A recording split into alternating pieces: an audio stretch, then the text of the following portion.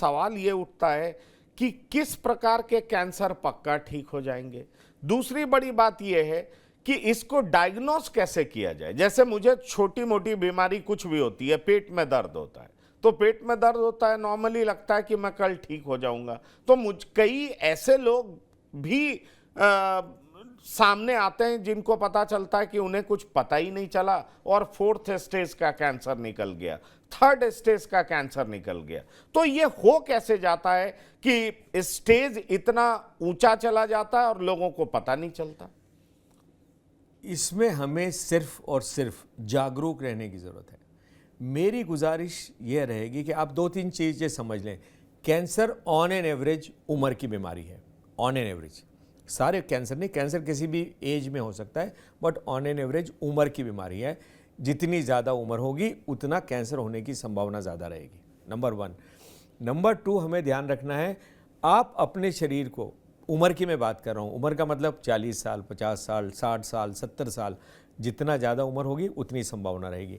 अगर आप अपने शरीर को, अगर आपकी उम्र 40-50 साल है, आप अपने आप को भली भांति समझते हैं कि आप कौन हैं, आप कैसे हैं, कैसे दिखते हैं, आपका शरीर कितना सीधा, कितना टेढ़ा है, कहाँ आपको सूजन है, कहाँ नहीं है, ये आप अपने आप को अच्छी तरह से समझते हैं। मेरी गुजारिश ये रहेगी कि अगर आपकी उम्र हो रखी है, अगर आपको किसी भी तरह का अपने आप में बदलाव दिखता है, फॉर एग्ज़ाम्पल, आप नॉर्मल व्यक्ति है, आपको खांसी नहीं आती, आपको खांसी आना चालू हो गई।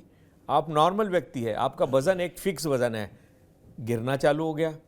आपको बुखार नहीं आना चाहिए, अगर बुखार आ भी गया तो 2 दिन में बुखार वायरल चला जाता है। बुखार 7 दिन हो गए, नहीं जा रहा है। आपको कहीं से बॉडी से खून नहीं जाना चाहिए, आपको अचानक खांसी आई, कफ में खून दिखने लग गया, पेशाब लाल कलर की होने लग गई, तो यह आपको कल नहीं था। आप अपने शरीर को अच्छी तरह से जानते हैं। अगर कोई भी ऐसा सिम्टम आपको नज़र आता है, 2 दिन 4 दिन उसको ऑब्जर्व करें, मगर अगर आपकी उम्र थोड़ी सी भी ज़्यादा है, 40 साल से, इस सिम्टम को 2-3 दिन में अगर वो नहीं जा रहा है तो उसको तवज्जो दें और अपनी जांच शुरू कराएं। अगर हम सिर्फ इस बात पे ध्यान रखेंगे कि मैं ऐसा दिखता हूँ मगर कल मुझे ये नहीं था, अगर हम यही चीज़ पकड़ लेंगे तो हम कैंसर को जल्दी पकड़ पाएंगे। और on an average her cancer जो जल्दी की अवस्था में पकड़ा जाता है, वो उसका इलाज संभव है, उसका इलाज संभव है।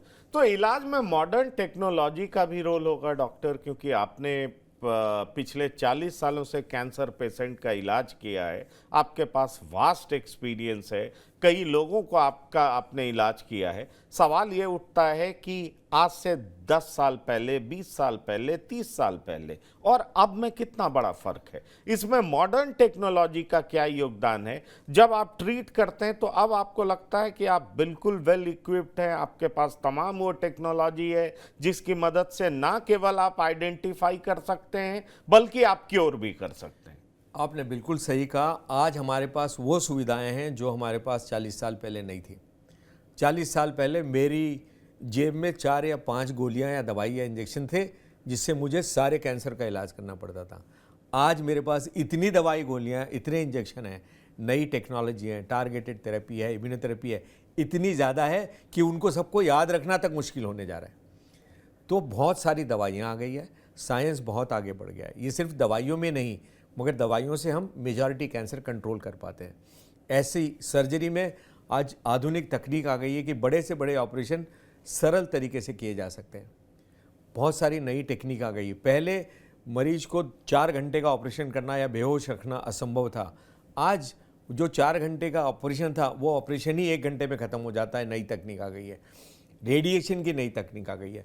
पहले जब हम रेडिएशन करते थे तो हमें करीब करीब समझ लीजिए पूरे शरीर के किसी हिस्से का सिकाई, जिसको हम रेडिएशन कहते हैं, करना पड़ता था। आज हम अगर 2 मिलीमीटर की गठान है तो हम 2 मिलीमीटर की गठान की सिकाई कर सकते हैं और उसके पास का जो नॉर्मल शरीर है, नॉर्मल बॉडी का हिस्सा है, उसमें कोई फ़र्क नहीं पड़ेगा। तो ये जो आधुनिक तकनीक आई है, इसके अलावा हमारे पास रेडिएशन के इंजेक्शन आ गए कि वो जो दवाई है, अगर उस 2 दवाइयों को हम साथ में मिल के अगर शरीर में लगा देंगे तो वो जो रेडिएशन के पार्टिकल है वो सिर्फ कैंसर की गठान में ही जाके बैठेंगे और लोकल रेडिएशन देके उसको ख़त्म कर देंगे। तो ये जितनी सारी नई तकनीक आई है, इससे कैंसर का इलाज मुमकिन हो गया है और ये सारा इलाज खुशी की बात यह है कि हमारे यहाँ उपलब्ध है, इसके लिए हमें कहीं जाने की ज़रूरत नहीं है।